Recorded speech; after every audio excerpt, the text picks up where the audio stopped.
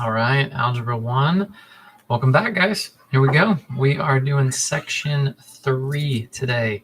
Chapter 8, Section 3, taking a look at zero and negative exponents. All right, so Sections 1 and 2, all about exponents, how to simplify them with multiplication, how to simplify them with division. And now we're taking a look at exponents that are a little bit different themselves. What if you have a zero exponent? What if you have a negative exponent? Because those change the different rules. Okay, so in this chart right here, you're going to see I've already made sure I need you to copy down those 3 examples. Okay, those are really important. And the gist of it is I don't think the algebra stuff is going to make a whole lot of sense, but I do believe that these example problems right here will make some sense. And if you want to jot down the words, go for it. Okay, but I always think students are going to learn best if they just see a problem worked out and you know that this is the way to do it and here's your answer. So let's zoom in a little bit on this. Anything to the 0 power is 1. All right, I hope you heard those words. Anything to the 0 power is 1. It's going to help a lot because you could have this crazy expression all in parentheses and then to the 0 power, meaning all of that would just be 1. So remember that. Now, negative exponents. Let's take a look at this example here. 2 to the negative 1. You never want to leave something as a negative exponent. So how do you get rid of a negative exponent? You move it to the other side. And in this case, when I say other side, I'm talking about a fraction, not an equal sign, a fraction. So this whole expression right here would be on top of the fraction. But you'll notice that we would take this and move it to the bottom. And that's why you have this 2 down here. All right. The 1 that is on top, that's always there. There's always a 1. And when you bring that 2 down, now you'd be saying 2 to the power of positive 1, and 2 to the power of positive 1 is just 2. All right? Now, this right here is the other way. What if you have a negative exponent, but this time it's in the denominator, okay? Then you would take this entire thing and move it up to the top. That would create a positive 2, because now you would move everything up.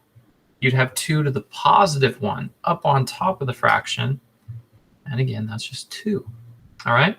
So you're going to see some example problems worked out. All these right here, pause it, copy that down. Okay. This chart right here summarizes sections 1 and 2. So this puts it all in one chart. All right. So take the time now, copy this down. And that way you'll have everything from sections 1, 2, and now 3 all in one page of notes. So this is going to help you kind of start to summarize that, which is really, really helpful. All right, pause it, copy that down, do that. All right. Now we're getting to our example problems. Let's work some example problems out.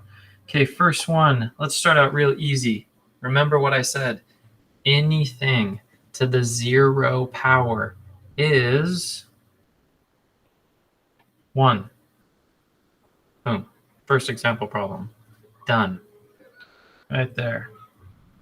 Anything to the 0 power, 1. Let's move on. Example problem number 2. All right, here we go. Something that we have to work out. We have to move this around a little bit. Okay? So this is really a fraction over 1. What we will be doing is taking this entire expression and moving it down to the denominator. That's going to leave a blank space up top in our numerator. But really, what is always there? Hopefully you said 1, because that is always there. All right. So we take this, we move it down. What is the point of moving it down to the denominator? To make the exponent positive, because it must be positive. All right, we have a 1 left over on top. we now have a negative 3 to the power of positive 2 in the denominator. And we can simplify that one step further. 1 stays there. A negative 3 to the power of 2, same thing as saying negative 3 squared is 9, positive 9. All right, because negative times a negative would make a positive. If you don't know this next statement, you might want to write this down. All even number exponents create positive numbers. Again, all even number exponents create positive numbers. So 2, 4, 6, 8, whatever that exponent is, if it's even, it will always create a positive number. All right, let's move into example problem 3. Now we have a negative exponent that's in the bottom, and we will have to take this and move it to the top.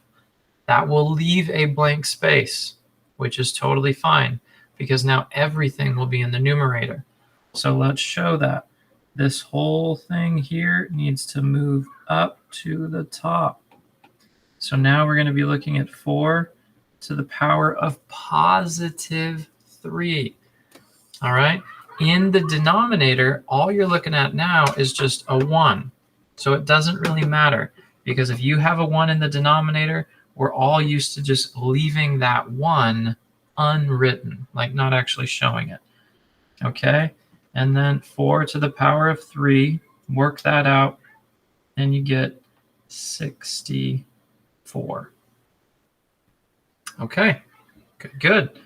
Let's take a look at our 4th example problem. Now, this needs to be rearranged, and then it's going to look just like a problem that we had in section 2.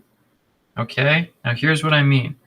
This right here is all good. We don't need to move that. Why? Because this 5 is a positive. Everything's good if the exponent is already a positive. This one, we will have to move because this exponent is a negative. So let's do that. Let's show what we're actually looking at here.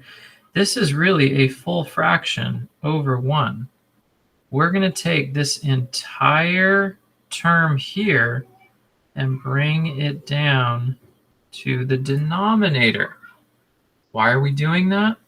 Because of this negative exponent right here.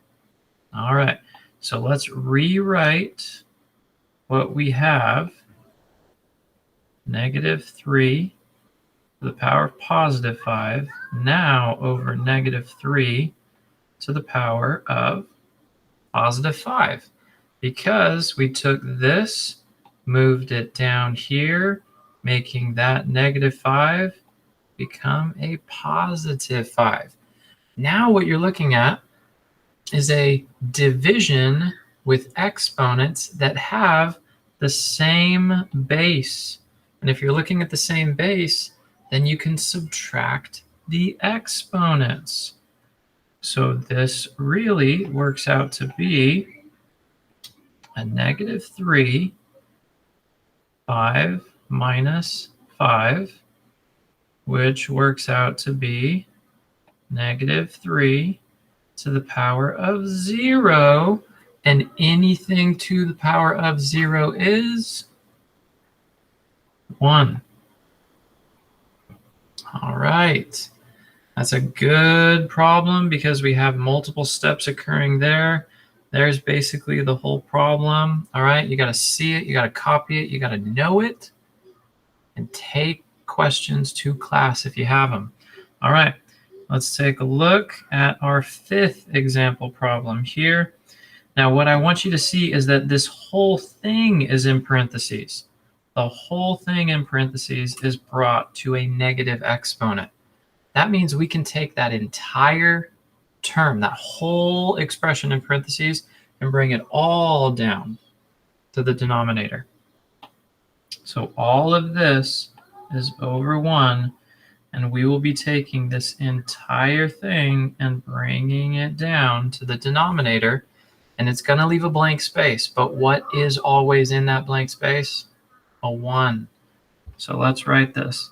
1 over our entire expression, 3xy squared. Now it is to the positive 2 because we brought it to the opposite side, changing the exponent now to a positive.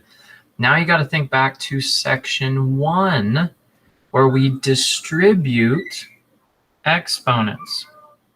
The 2 is going to go to the 3, the x, and this 2. So let's write what we have here. Still a 1 on top. 3 squared x squared. Y is now to the power of 4. Remember, if you have an exponent to another exponent, you multiply those exponents. All right? And let's simplify this one step further. 1 over 9x squared y to the 4th. There we go. Okay, last example problem. Let's take a quick pause here. If you ever don't understand one of those example problems, the first thing you need to do is pause the video, rewind it back, and rewatch that whole example problem. Okay, you need to hear it and you need to see it again. Okay, this is all about taking that time and extra effort to understand the material. All right, let's do the last example problem. We can rearrange things right off the bat so that the exponents all become positives. So you're going to see an x to the negative 2. We don't want that to stay there, so we're going to take this and move it down. You can see a y to the negative 3. We don't want that to stay there. We want that to be moved up to the top so that it becomes a positive. So let's rearrange these terms. So we still are going to have y to the positive 7 on top. That's right here. That didn't move. But now we're also going to have times y to the positive 3 because we took this and brought that up top. That's right there now. Now let's write what we have on the bottom. The 6 didn't move. The x squared did not move. That's this guy, still there. And then we have another x squared. That's because we took this x to the negative 2, brought it down, and that's that guy right there. Okay, now we can go and start combining some common bases. And what I mean by that is we have a y and there's another y, and we're multiplying them. So if the base is the same, then you add the exponents. That's now going to give us y to the power of 10 because we have a y, another y, 7 plus 3 giving us 10. All right, in our denominator, the 6 stays, didn't change anything. And then we will have x to the power of 4 because they are the same base being multiplied. And 2 plus 2 gives us 4. That, if we look at it, has nothing left to be simplified.